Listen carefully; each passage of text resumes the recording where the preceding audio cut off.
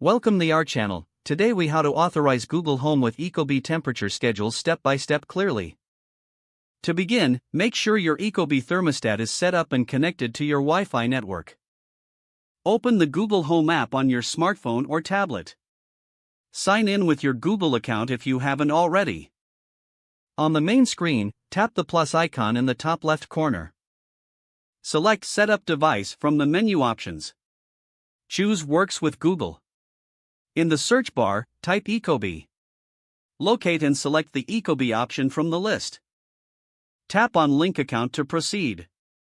You will be redirected to the Ecobee login page. Enter your Ecobee account credentials and tap Login. Allow Google Home to access your Ecobee data by accepting the permissions. Once authorized, you will see a confirmation message. Tap Done to return to the Google Home app.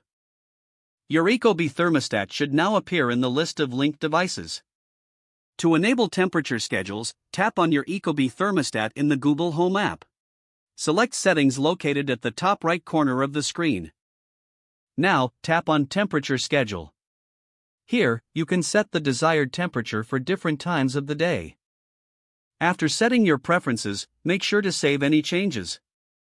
Your Ecobee thermostat is now fully authorized and scheduled through Google Home. You can now control your temperature settings using voice commands with Google Assistant. If the page does not load, refresh the browser or try again in a private or incognito window. Make sure you are using the correct email address, then retype it carefully to avoid small typos. If your password is not accepted, use the reset option and create a new strong password you can remember.